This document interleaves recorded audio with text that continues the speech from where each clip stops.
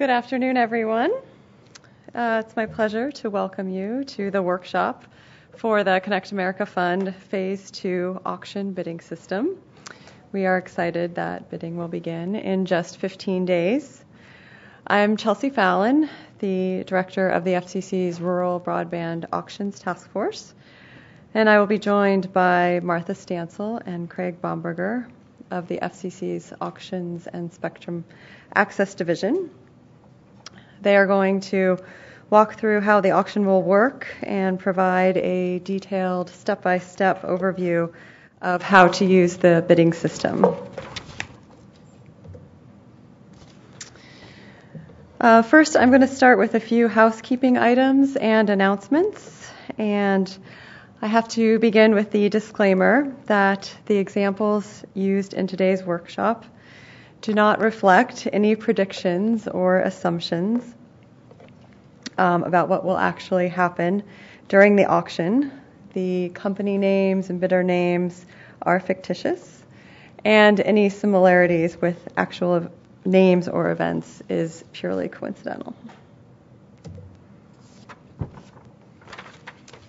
If you are watching the presentation online and you have questions during the workshop, please email them to auction903@fcc.gov. And if you are attending the workshop in person, you can also email questions to that address, or you can write them on the yellow question forms provided at the entrance, and then just raise your hand and someone will come collect it.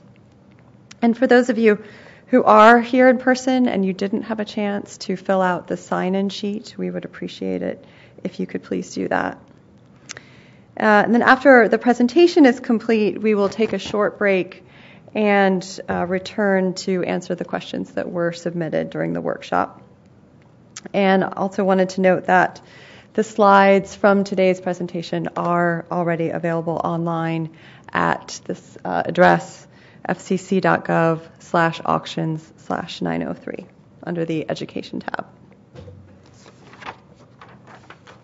And to quickly walk through what will happen between now and the start of bidding, registration materials for logging into the bidding system, including the RSA tokens, will be sent to the qualified bidders this week, and you should receive them by July 12th. If you haven't received them by that date, then you please give us a call or email us. Next week, the Commission will conduct a mock auction for qualified bidders on July 18th and 19th. And this will give you a hands-on opportunity to practice using the bidding system, and we strongly encourage all bidders to participate in this. More information about the mock auction was released in a public notice on Friday, July 6th. That's DA 18-700, and that's also available on the Auction 903 website, and we encourage you to take a look at that. In addition to putting in a plug for the mock auction next week, I encourage all of you to review the various educational materials for the auction that are posted online. Again, these are at fcc.gov/auctions/903 under the Education tab. And these include, first of all, the tutorial, which is an online interactive presentation that goes through the bidding rules and procedures. The bidding system user guide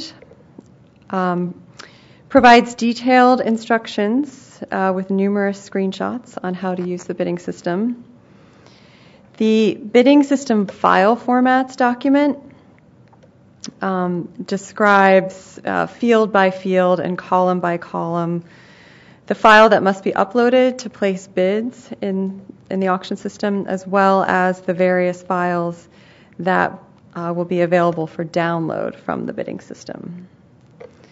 The support calculator spreadsheet is a tool that will allow you to easily compute the amount of implied support that's associated with particular bid percentages areas and T plus Ls.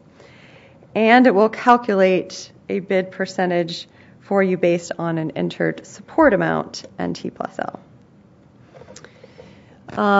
Finally, the CAF2 auction technical guide, which was released with the CAF2 procedures PN on February 1st, provides supplementary details and several examples of bidding and bid processing during the auction. And now I will turn the presentation over to Martha Stansel, an economist and assistant division chief in the Auctions and Spectrum Access Division.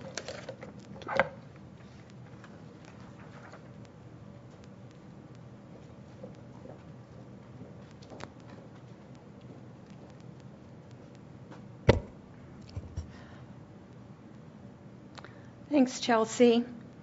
Let's see.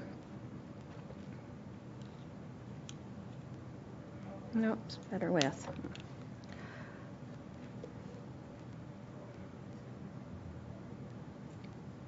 Hopefully all of you have read through several descriptions of the 903 auction procedures in the Procedures PN and the different educational materials we've released. But as a reminder, I'm going to walk through the process at a very high level. We'll start with this flow diagram, which for those of you who have gone through the online tutorial should look familiar. The auction will be conducted in successive rounds of bidding. In each round, qualified bidders bid to provide service in exchange for support at percentages associated with the round. At the beginning of the auction, the budget has not yet cleared. In the first round, qualified bidders will submit their bids. So the green boxes indicate places where bidders are acting. The blue boxes indicate places where the system is acting. So the bidding system then processes the bids and checks whether the budget has cleared. If the budget is not cleared, then the auction proceeds with another pre-clearing round. So we're looping in that top loop. As long as the budget is not cleared, pre-clearing rounds will continue. If the bidding system determines the budget has cleared, then this round, the round in which that happens, is referred to as the clearing round. The bidding system performs additional processing of the bids for the clearing round to determine which areas are assigned support and the corresponding support amounts. The bidding system then checks whether any area is contested, that is, whether an area is in multiple bidders' bids at the lowest percentage associated with the round, which is what we call the base clock percentage. If some areas are contested, then we move into another loop, the bottom loop. And we have an additional round, and those additional rounds continue as long as at least one area is contested. When there are no more contested areas, the auction concludes.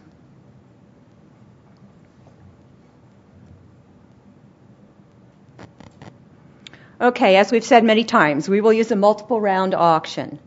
Before each round, the bidding system will announce a base clock percentage.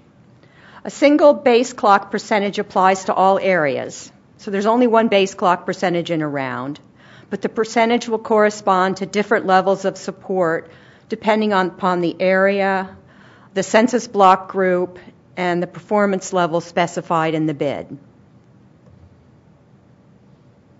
As the base clock percentage is reduced, the corresponding support amounts are reduced. So your job as a bidder in a round is to tell the bidding system whether you're willing to accept support at the amount implied by the current base clock percentage.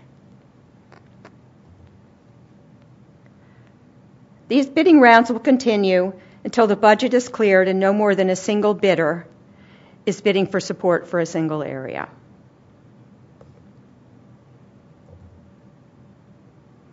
So what exactly is a bid? A bid is a request for support in a given area for a given performance tier and latency at a given percentage. Since this is a high-level overview, I'm not going to subject you to the formula to calculate implied support amounts using these inputs. It's in all of the educational materials, and the support calculator worksheet, as Chelsea mentioned, will help you flip back and forth between percentages and support amounts, implied support amounts. If you win support, you're obligated to provide the service you agreed to by bidding, and you'll receive at least the implied support amount of your bid.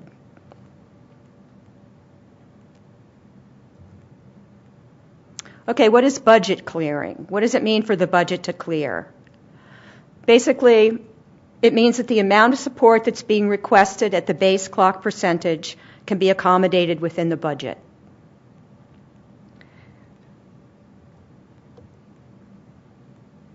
After each round, the bidding system calculates something we refer to as aggregate cost, which includes implied support of bids at the base clock percentage, counting bids for a given area only once. So at the base clock percentage, there's enough money in the budget to support those areas with bids. The system can then begin to assign support. This is in the clearing round. For areas where more than one bidder was willing to accept support at the base clock percentage, bidding rounds will continue.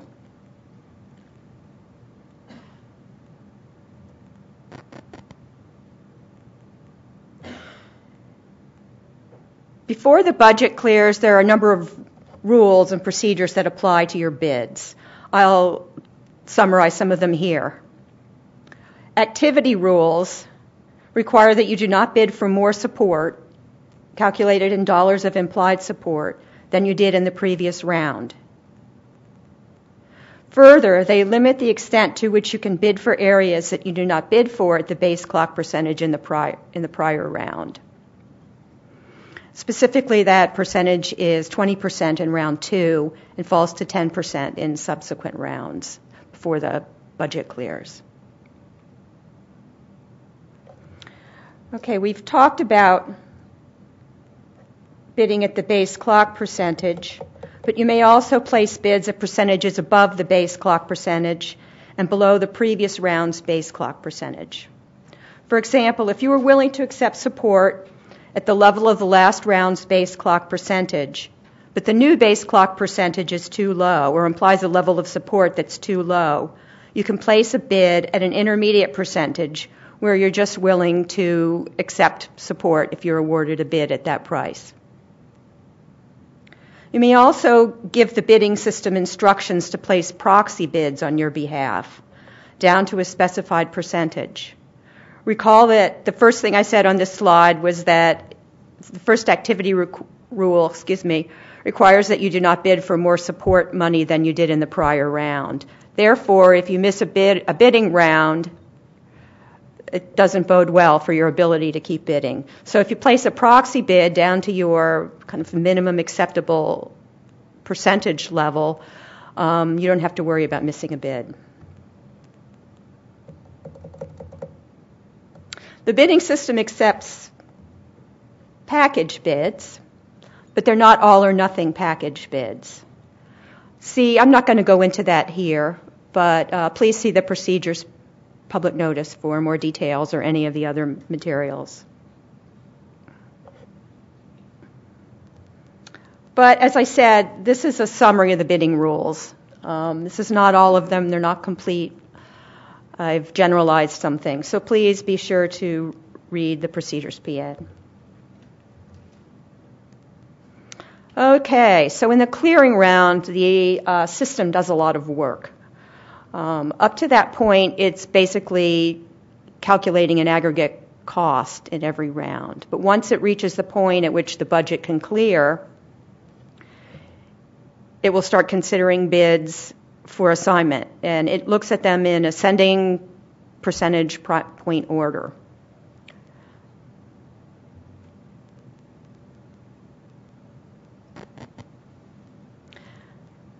Generally, if there are bids for a single area at different bid percentages, the lower bid is assigned. Sometimes in the case of package bids, this won't be precisely true, but generally that's what it does. Then the system calculates a clearing price point. And this is the percentage point at which the budget's just enough to cover the assigned bids and the bids with multiple bidders at the base clock percentage. Bids above that point are not assigned.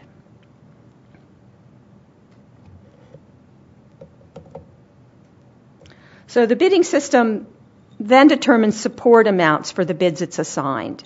Generally, if there's no other bid for an area that was placed in the clearing round and is below the clearing percentage point, the assigned bid is supported at the clearing price point. So, for example, if there's only one bid for a certain area, it was submitted at, say, at the base clock percentage, it will be assigned support at the clearing price point, which is likely to be higher than that. That's why we said earlier that you will receive support at least in the amount of your implied support amount. Otherwise, if there are bids at different percentage points that are assigned, the lower bid will be assigned at the percentage of the next lowest bid.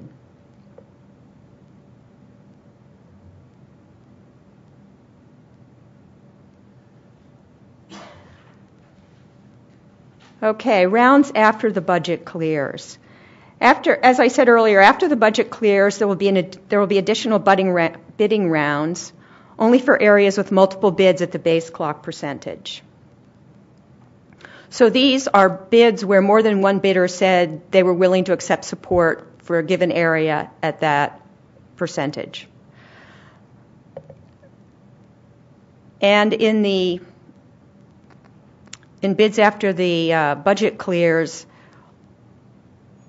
the system will only accept bids for the same areas by the same bidder at the same T plus L as they were bidding at earlier. This is just to break the competition in a given area between multiple bidders. If at the end of a round there are again areas with multiple bids at the base clock percentage, there'll be another round. The bids at the base clock percentage from the clearing round and from any subsequent round carry forward to the next bidding round at the prior round's base clock percentage. In other words, those bids remain in the system in case nobody bids again. There will be a bid for that area that the system can assign. And bidders can, of course, make lower bids.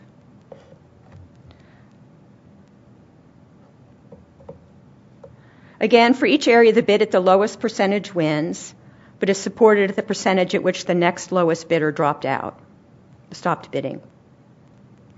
Bidding ends when there's no area with more than one bid at the base clock percentage.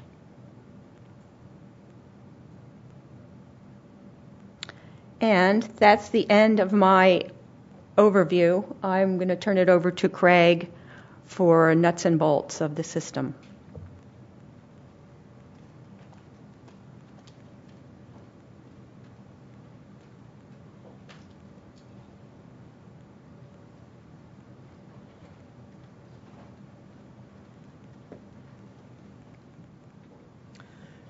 Thank you, Martha. Before we begin, I want to remind you that the workshop is meant to be just one aspect of bidder education. It's not comprehensive. Please be sure to review the additional educational materials that Chelsea mentioned, which are available on the Education tab of the CAF 2 auction website. If you have questions during the workshop, please write them down on one of the yellow question slips, or if you're viewing online, please email them to auction903@fcc.gov. And after this presentation, we'll take a break and then return with a question and answer session. Okay, so here we go with the bidding system. Qualified bidders will be provided with the URL for accessing the bidding system. That landing page will have a link for logging into the system. And once on the login page, the bidder must enter its login credentials. Additional information about this is in the user guide. And once they enter the login credentials, they must click on the login button. The first time the first time you navigate to the bidding system, your browser may ask you whether you want to allow notifications from the website. You should choose yes. Then log in following the instructions in the user guide, and when you log in, you'll arrive at the Upload Bid screen, and we'll return there shortly. The navigation bar on the left side of the screen lists the various screens that are available in the bidding system. I'll go over a few of them now, and we'll cover the others later in the presentation. The auction info screen provides static information that does not change during the course of the auction, including the weights of the various latency and performance tier combinations, and for each state, the summary of the eligible areas and a link to a map of each of those states. The auction schedule screen shows the next several upcoming rounds. Note that the rounds listed do not imply an expectation about how long the auction is going to last. Once the closing rule is met, there will not be any additional bidding rounds. On the messages screen, you get there, you'll know when to go there. When you have any unread messages, the number of unread messages appears in parentheses next to the messages link, and a notification box appears at the top of the screen. Clicking on either of these will take you to the messages screen. Messages that you have not read appear in green. In order to read an announcement in its entirety, you must click on the View Entire Announcement link. If you do not click on that link, you may miss important information. If you want to contact the FCC staff, auction staff, you may send a message, but do not do this for any time-sensitive matters. For time-sensitive matters, call the auction bidder line, which would be provided to qualified bidders. Now we return to the Upload Bid screen. This screen has a row for each of the states for which you are qualified to bid, as well as a row for the total of all those states. The first column in the table indicates the state. Before the budget clears, the next two columns pertain to the implied support of your bids. The Bids Activity column displays the implied support of all your bids in the round. The Bids at Clock Percentage column displays the implied support of your bids at the round's base clock percentage. Note that this field allows you to calculate the maximum number of dollars that you can bid in the next round for areas you did not bid for in the current round at the base clock percentage.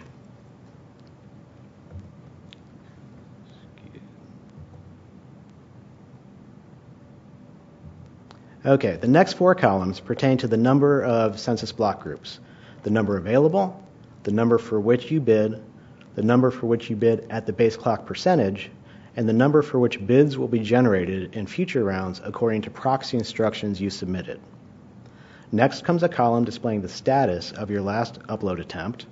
And finally, the last section is for placing bids. Bidders will place their bids by uploading a file for each state in which they are bidding. The bidding system will provide links to bidding template files that you can edit to add your bid information. We will now run through an example of uploading bids. Please note that the bidding system user guide contains more details about this process. Additionally, the file formats document has more detail about the bidding template files. Both the user guide and the file formats, once again, are available on the Education tab of the CAF 2 auction website. Back to our example. After you download the template, you can open the file and edit it to add your bids. The headers of the first 5 columns are in all caps. These are the only fields required for bidding. The rest of the fields are ignored during the upload process. After adding your bid information, save the file. Note that if there is only one T plus L weight that you can bid, that field will be pre-filled for you. And take care to save this file in CSV format. After saving the file with your bid information, return to the Upload Bid screen and click on the Upload Bids link. A box will appear that allows you to select your bid file and upload and submit your bids. The bidding system will then summarize a successful bid upload. At the top of the screen, in the green area shown here, it provides summary information about the number of census block groups and implied support amounts. It also updates the data in the line for the state in the table below. After you upload your bids and view the summary information on the Upload Bid screen, click on the My Bid Summary link in the navigation bar. This screen lists the states in which you are eligible to bid and shows the summary information about your bids. The information displayed on this screen reflects what the bidding system will consider when processing results for the round. It's very important for you to verify your bids. This allows you to make sure you have completed all the bidding that you intended to do during the round. Additionally, it provides a record you can refer to when contacting auction staff with any questions about your bidding and results. At a minimum, you should view this screen and print a copy of it. Ideally, you will also download your My Bids file in each round for each state in which you bid. We will cover downloading this file shortly. The My Bid Summary screen also includes a map link for each state. Clicking on this link will take you to a map of the state that shows your bids.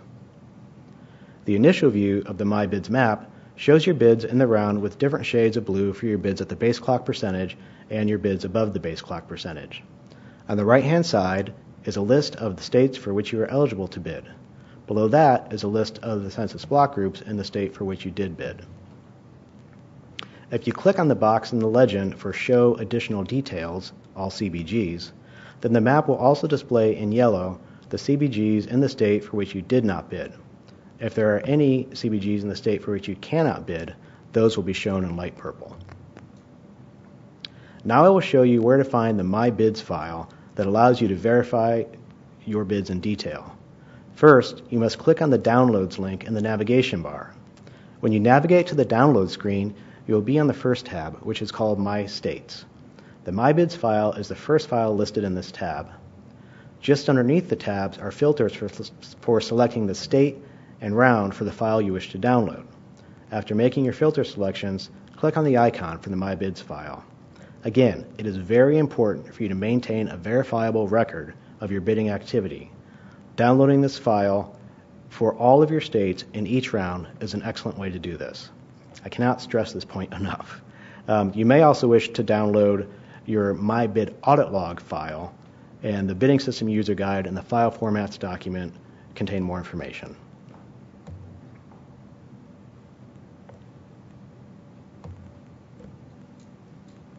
Now let's return once again to the Uploads Bid screen, and we click on the Download Template link for a state for which we already submitted bids. After you've submitted bids in a state, the template will be populated with that bid information. Now we're going to look at an example of an unsuccessful bid upload. After uploading bids and downloading the updated template, you can make further changes to the template and upload bids again. Note that a successful bid upload will replace all of your bids in the state, not just ones you changed. In this example, we're creating a package bid. However, the file contains two errors. For a package bid, the minimum scale percentage must be the same for every item in the package. The price point entered must also be the same for every item in the package. After the file upload, the bidding system reports that the bid upload failed. That's the message in the red bar at the top. A line in the pink box states that the file contained errors and that no bids were updated. In this example, we already had bids for Alabama in the round, and those bids remain unchanged. The pink box also provides details about the errors, including which lines in the file contain the errors and what the particular errors were. If there are multiple errors in an upload file, the summary table in the pink box might not report all of the errors. In that case, you would need to click on the Download Errors link for a file with more details.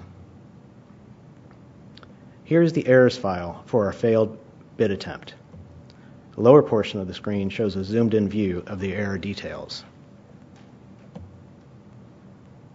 After the results of the round have been processed and the bidding system has been updated with that information, that is, the round results have been processed and posted, as we refer to it, then you can navigate to the My Results screen to see what happened with your bids. The line on this screen for each state displays some aggregate information about your bid results. You can also click on the Map link for a state to see the geographical display of your bid results. When you first arrive at the My Results map for a state, you will see the areas for which you bid at the base clock percentage. As with the My Bids map, if you click on the box in the legend for Show Additional Details, all CBGs, then the map will display information about additional CBGs. In this case, areas for which you bid at greater than the base clock percentage will be displayed in a lighter shade of blue. CBGs for which you did not bid will be shown in yellow, and once again, if there are any CBGs for which you cannot bid, those will be displayed in light purple. The map allows you to view details for individual items. One way to view the details for an item is to click on the item in the list to the right. When you click on an item, details about it are displayed below the list, and a marker shows the location of that item on the map.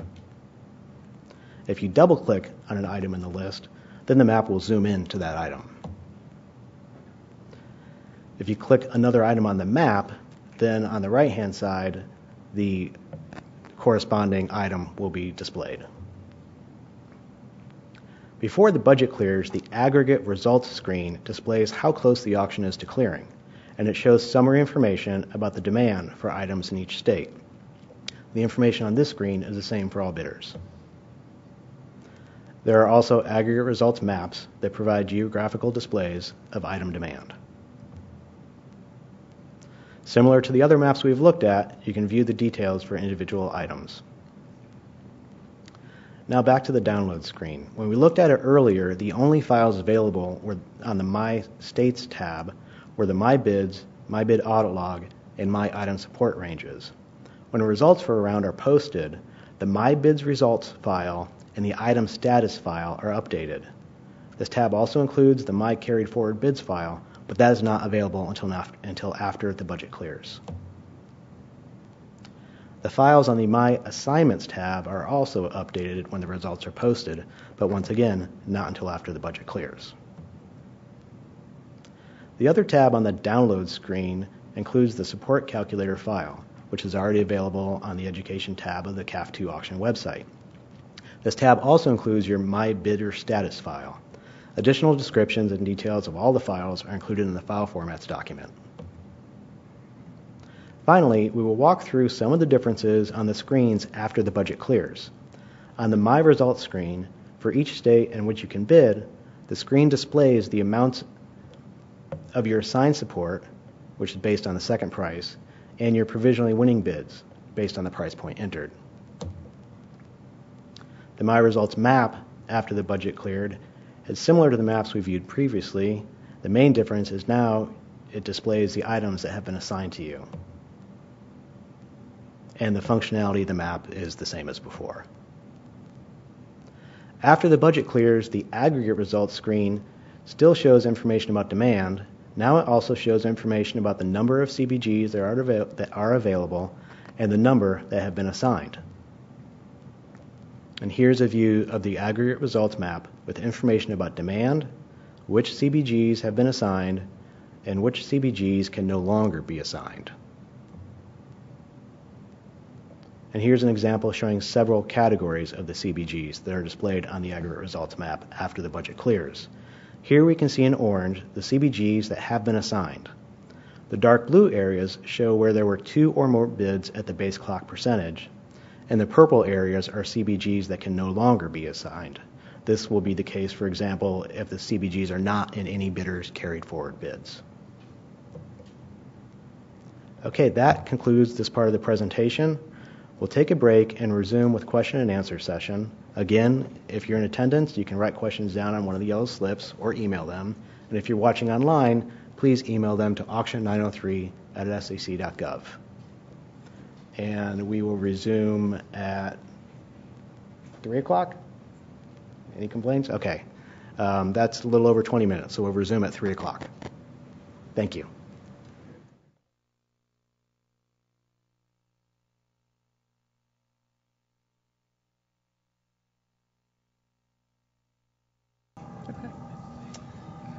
All right, well, welcome back, everyone. Thank you for your questions. I wanted to make a quick announcement about the support calculator tool. As I mentioned, there is one available for download on the Auction 903 webpage under the Education tab, and we do encourage you to use that version. Once you're able to log into the bidding system, There will also be a link there to a version of the support calculator tool, but that one does not have the macros enabled, so it doesn't have as much functionality as the one that is posted and available for download on the Auction 903 webpage. So just wanted to make a quick note about that. And then we'll go through questions here. One question is, how many days will Auction 903 span? Is there a minimum or maximum? We don't know at this point. We can't predict how many days it will last. The first 2 rounds have been scheduled for July 24th and July 26th, and then if there are any changes to the bidding schedule that are made, those will be announced through the bidding system going forward after those 2 days. And so I'm going to turn it over to Martha, and she's going to answer some of the questions that came in for her. Okay, hi. Is this working? I guess so. First question I have is, what % increment will the budget rounds decrease by each time? We have not said exactly, probably 5% or 10%. We will announce the starting decrement a little later. The second question, does the budget clear at $2 billion or higher? The budget is almost $2 billion, $1.98 billion, which over 10 years, these are annual support payments we'll be bidding for, $198 million a year. And we will try to come as close to that number as we can. We won't go over. We may be under a little bit depending on how close we can come. Does a block with a single bid in round 1 become ineligible if the bid is not placed in round 2? Or will it be funded if the budget allows after all bidding has completed? The answer to that is yes, it will become ineligible unless the budget clears after round 1, which I think is likely.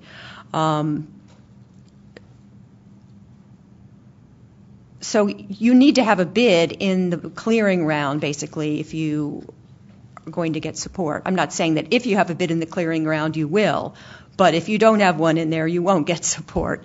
Well, wait a minute, excuse me. Yes, because the tied bids will be bid afterwards, but you need to still be in at that percentage. You have to still be willing to accept support at the clearing point percentage in order to be awarded support.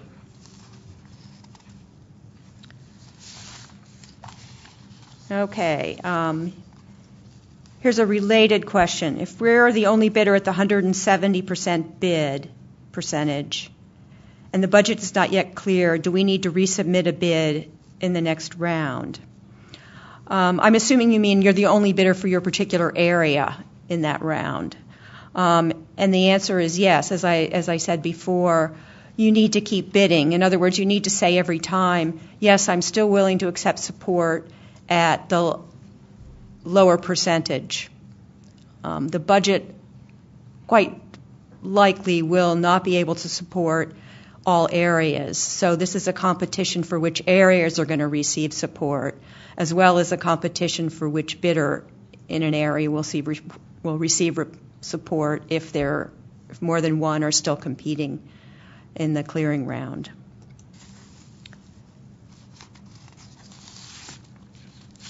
Okay.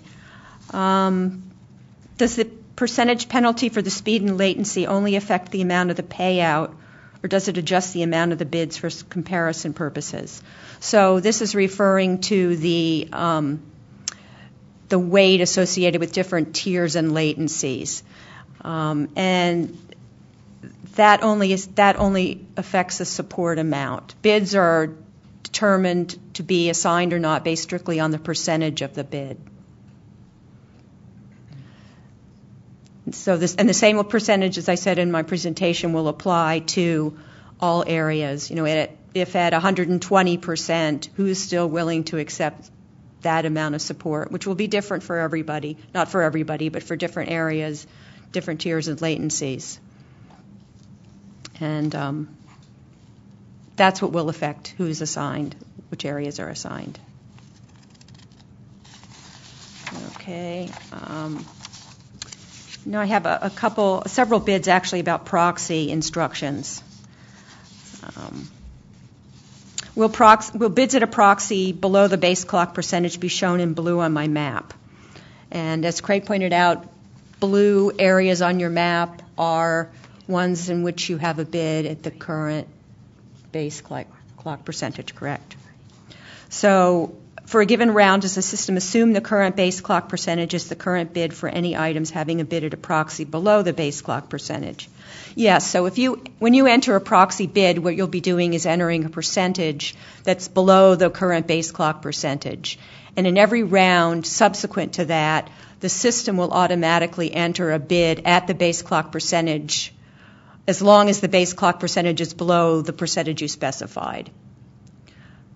So if you entered a proxy instructions of 73, for example, 73%, and you did that back when the clock percentage was 110, the system will automatically put in a bid at 110, 100, 90, 80, and then at 70, you were not willing to accept 70, but it'll put in an inter-round bid for you at 73%.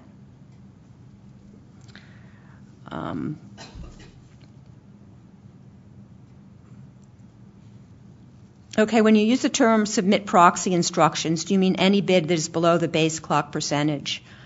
Yes, that's how we define a proxy bid, a proxy instruction, excuse me. Yes, and there are some more specific instructions in the various materials.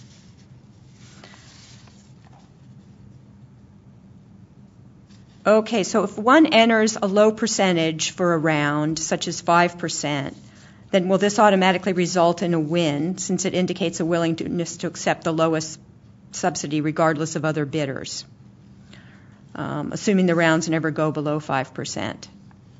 So I'm assuming that this means a proxy bid at 5%. So a couple of points here. In a given round, you can only enter a bid. You can only submit a bid within the, well, wait a minute, excuse me. Unless it's a proxy bid, you could only bid within the range of bids for the round. If you enter something lower, it's automatically a proxy. You can't bid for less than 1% of the reserve price for your area. So I don't know what 5% would be equivalent to, but it might be less than your reserve price. And so to get back to I think the point of the question, if you enter a super low percentage, it seemed to me that would give you pretty high odds of being assigned, but who knows what will happen. We've never done this before, and you haven't either, so we'll find out. But remember, a bid is an obligation, so don't put in a bid that you can't meet.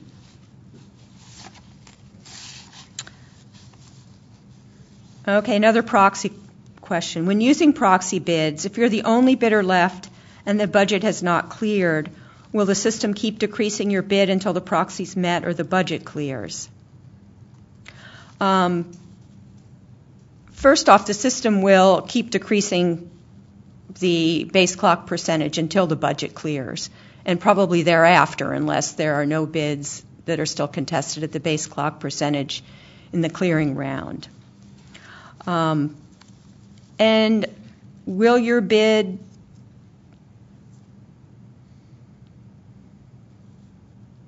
may or may not still be in effect. I mean, it depends on where your bid is, whether it's still in effect when the budget clears. And the system doesn't decrease your bid. The system offers you a new price, or new percentage, which is equivalent to a support amount. And it's up to you to say, yes, I'm willing to accept support at that amount. If you don't bid in that round, we assume that you are no longer willing to accept support at that amount. As I said earlier, there's some limited ability to switch across different areas. But if you sort of stop bidding for an area and then want to come back in later, you're going to have to use part of your new area bid quota ration to get back in. That's it. Okay. Hopefully, I think I got to that question. And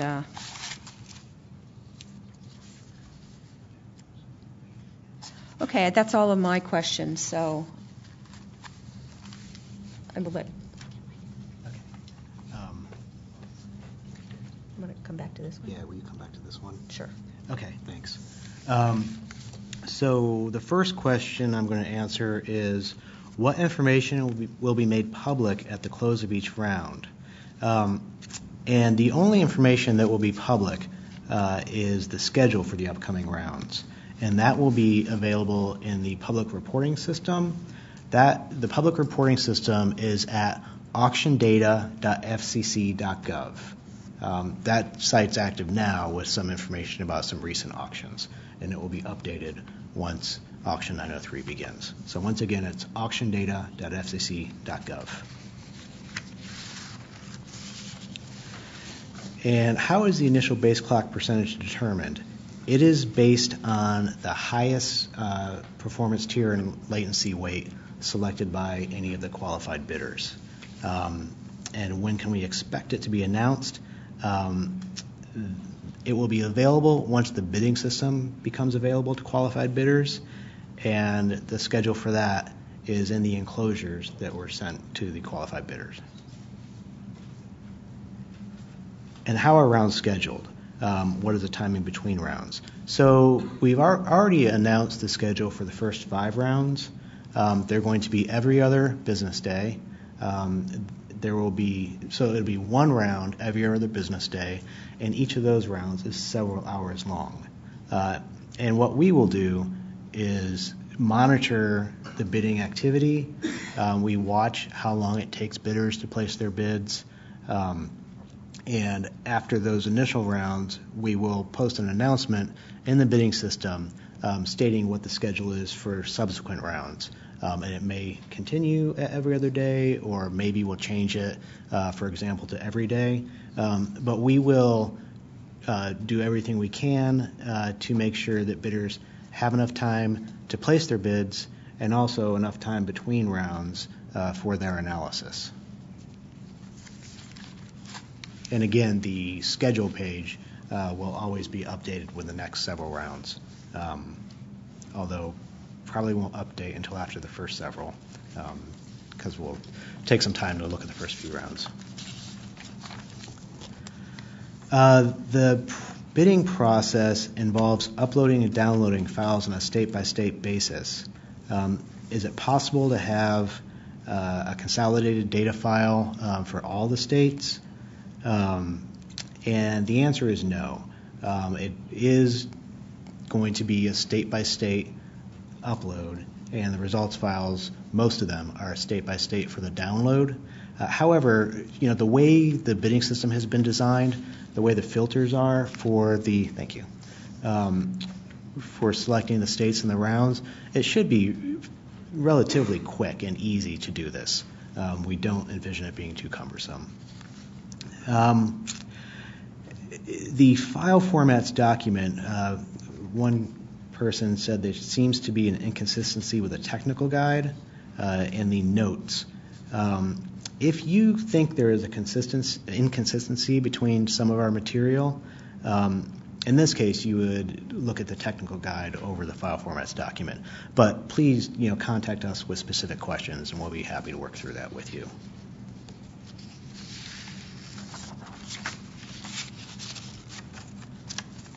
If you have a minimal number of census block groups you want to bid on, can you enter that information directly on the bidding screen? And the answer to that is no. All the bidding will be done through an upload file. Again, this might be an instance when proxy bids are helpful. If you don't think the upload process is easy enough, you can determine, what's the dollar amount you're willing to go down to calculate the associated percentage price point and put that in, and that takes care of your uploads.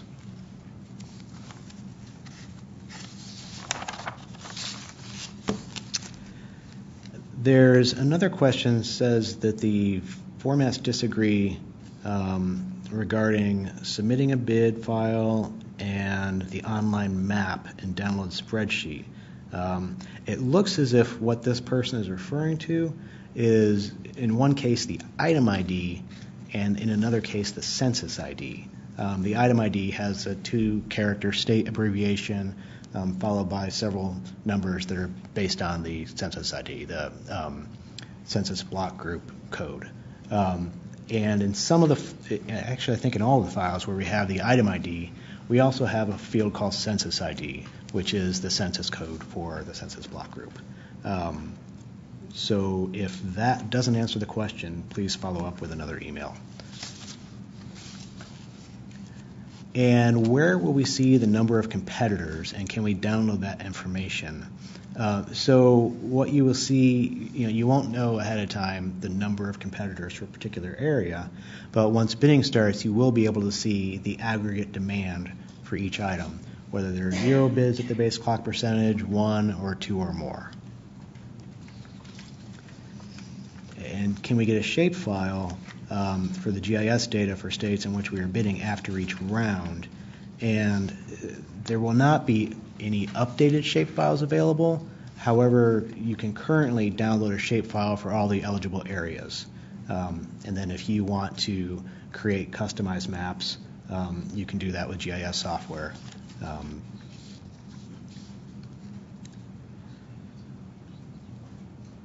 Okay. If one of our proxies fail and we are not assigned that area, but we have other proxy bids for different census block groups in that state, do we have to submit a new upload sheet? So if the other proxy bids that you have that are still being considered by the system, that is the other proxy instructions, if you are satisfied with those proxy instructions, you do not have to resubmit them. And if you want to make some changes, of course, you would, but if you're still happy with what you already entered, then that's fine. You might mention that every upload replaces. Yeah, that's true. If you do upload any changes, make sure to keep in mind that any subsequent uploads replace all your bids. So if there's one instruction you want to change, make sure you keep the other ones in there. Otherwise, they'll get wiped out.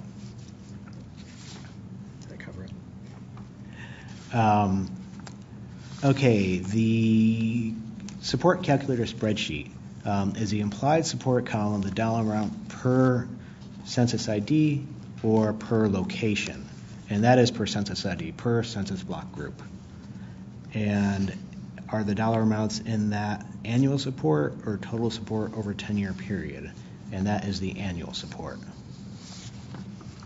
And as Chelsea mentioned, there's a slight difference between the version available on the website and in the bidding system, and you'll probably find the version on the website a little easier to work with.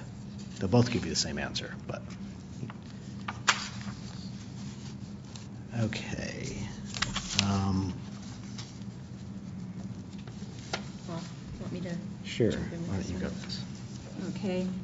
If one CBG that's part of an entire package is assigned to another bidder in a round, do the remaining CBG locations, in other words, the other CBGs, I assume, and that were in the original package, now become single bids, and or can they be resubmitted as a new package with new instructions minus the CBG that got assigned to another bidder?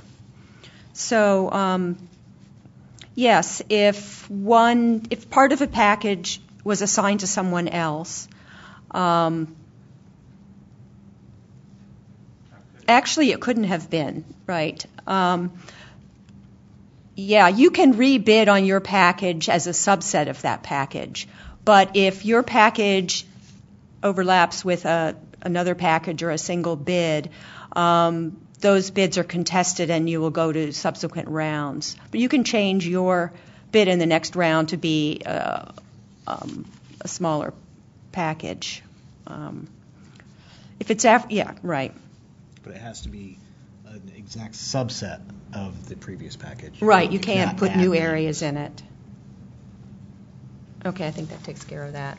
Okay. All right, one of the other questions is, so regarding the bid template,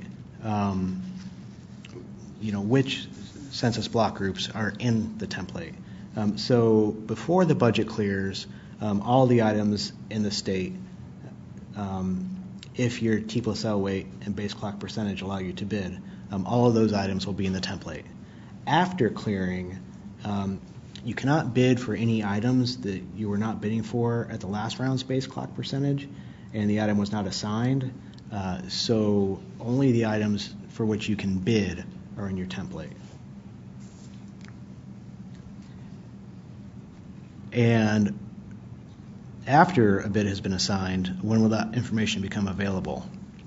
So after the round has been processed and posted, then the download files, the My Bid results, My Assigned Bids, and My Bidder Status, those get updated when the results are processed and posted. So you don't have to wait until the next round to find out. Prior to the July 24th start date, when will bidders be able to upload bids, their proxy bids? They cannot do that prior to July 24th. Once the first round opens, that's when you can upload your bids. That's all I have. All right, I have a few more that have come in. I think this is one that Martha answered, but we'll reiterate again. If you are the only bidder in a round for a CBG, do you have to continue bidding at a lower base clock percentage in the next round if the budget has not yet cleared? And the answer is yes, you do have to keep bidding at in the next round if you want to have a chance of winning support for that area. But as Craig mentioned, if you know that you are willing to go lower and you know how low you're willing to go, you can just at the beginning enter a proxy bid for an area at the lowest amount you're willing to go, and then you wouldn't have to keep uploading bids, uploading the file each round. Can I add something about that point? Yeah. Regarding proxy bids, so if you have proxy bid instructions, the fact that they are proxy bid instructions versus bids you put in every round does not affect the outcome. As has been explained already, proxy bid instructions are just instructions to the bidding system to generate bids for you at subsequent rounds percentages. It's not something we look at prospectively. So I cannot think of a reason not to use proxy bids. Some bidders may disagree, but I would encourage you to consider using them.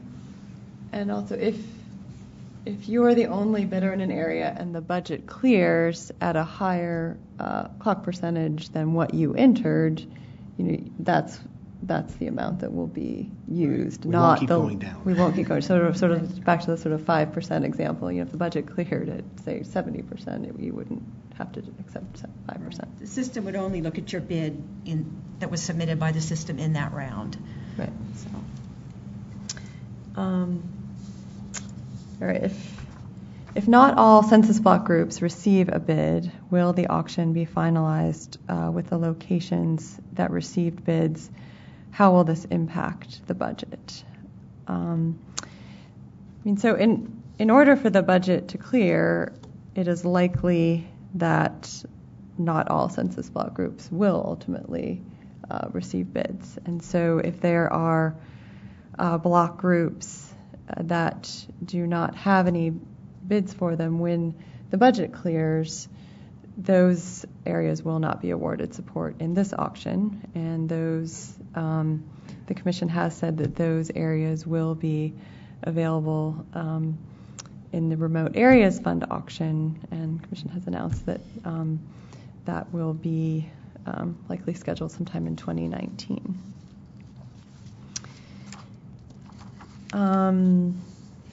This question, when will we know what other bids from other companies are during the auction? As Craig mentioned, there'll be very little information that's publicly available during the auction. Really, it's just going to be the schedule for the rounds. The bidders will have information about whether there are 0, 1, or 2 or more bids for an area, but they won't know the identity of the bidders for those areas. However, once the auction closes and the commission releases the auction closing public notice, then all of the information about the auction and the winning bidders and the bids will be made publicly available. With one exception. Okay. We won't release proxy instructions. So with the proxy instruction, they're entered for particular rounds. If we stop entering proxy instructions, we will not release, the amount down to which you are willing to go. Yeah, that's a good point. And then when will Form 683 be available? This is the long form application. That is sort of the second part of the application process that all winning bidders will need to submit in order to receive support. The window for the long form application will open after the auction closes, and there will be information about the dates and the details for the long form in the auction closing public notice and probably in subsequent public notices after the auction closes. I think that's, do you have any more questions? Okay. Over there. Good. Okay. Okay. Well, I want to thank everyone for joining us today, and again encourage you to participate in the mock auction next week. And I want to thank the Wireless Bureau and Wireline Bureau staff for all of their work today, and the Office of Media Relations for making this event possible. Thank you.